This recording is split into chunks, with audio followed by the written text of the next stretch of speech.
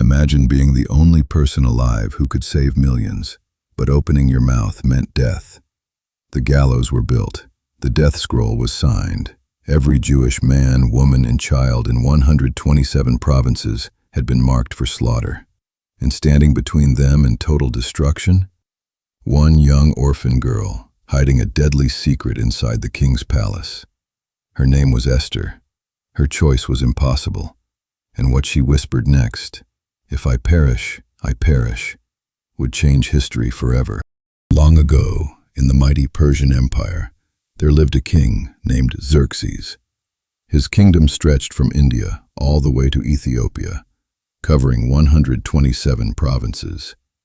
He ruled from the grand palace of Susa, where gold shimmered on every wall and servants bowed at every step. But despite all his power, the king was lonely. He needed a queen. So messengers rode to every corner of the empire, searching for the most beautiful young women. Among them was a young Jewish girl named Esther. She was an orphan, raised by her cousin Mordecai, a kind and faithful man who served at the king's gate. Mordecai loved Esther like his own daughter, and before she was taken to the palace, he gave her one important instruction. "Do not tell anyone that you are Jewish." Esther obeyed. In the palace, she was given beauty treatments, fine clothes, and royal food. But it was not her outer beauty that won the king's heart. It was her gentle spirit, her humility, her quiet grace. Out of all the women in the empire, King Xerxes chose Esther. He placed the royal crown upon her head and made her queen. But not everyone in the kingdom was kind. There was a proud and powerful man named Haman, the king's highest official. Haman demanded that everyone bow down to him whenever he passed. People trembled and obeyed. Everyone except Mordecai. Because Mordecai worshipped only the one true God, he refused to bow to any man.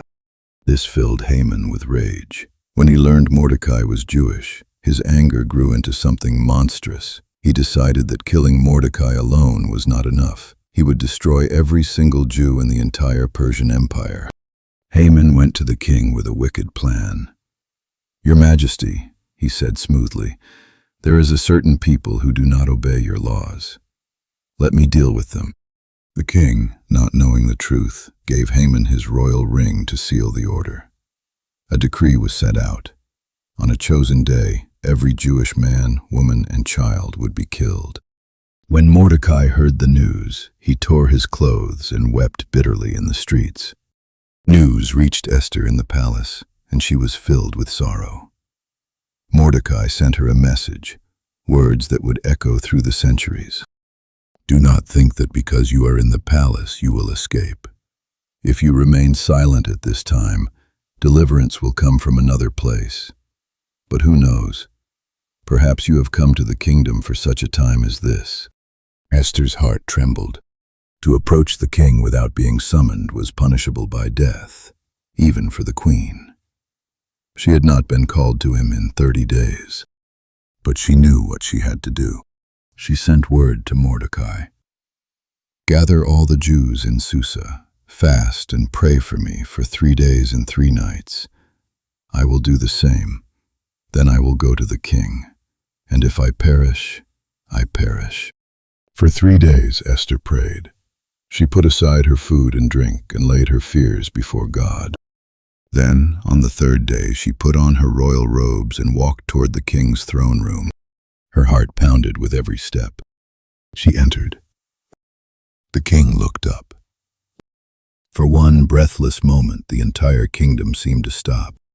Then the king smiled and extended his golden scepter, a sign of acceptance. Esther touched the tip of it, and her life was spared. "What is your request, Queen Esther?" the king asked. "Even up to half the kingdom it shall be given to you." Esther invited the king and Haman to a special banquet. There, after a second banquet the next night, she finally revealed her courage. With trembling but firm voice, she said, "Your Majesty, if I have found favor in your eyes, spare my life and the lives of my people, for we have been sold to be destroyed." The king was stunned. Who would dare to do such a thing? Esther pointed straight at the wicked official. The enemy is this vile Haman. Haman's face turned white with terror. The king, filled with fury, ordered Haman to be executed on the very gallows he had built for Mordecai. A new decree was sent throughout the empire, allowing the Jews to defend themselves. They were saved. Mordecai was raised to high honor, and the Jewish people rejoiced. To this day, they celebrate this great deliverance with the festival of Purim. Esther's story reminds us of a powerful truth. God places us where we are for a reason. One brave woman, trusting God, saved an entire nation because she stepped forward for such a time as this. And maybe, just maybe, God has placed you exactly where you are today for such a time as this. If Esther's courage moved your heart today, hit that like button, subscribe for more powerful Bible stories, and share this video with someone who needs to hear. God can use you right where you are. Comment below, for such a time as this, if you believe God has a purpose for your life. God bless you.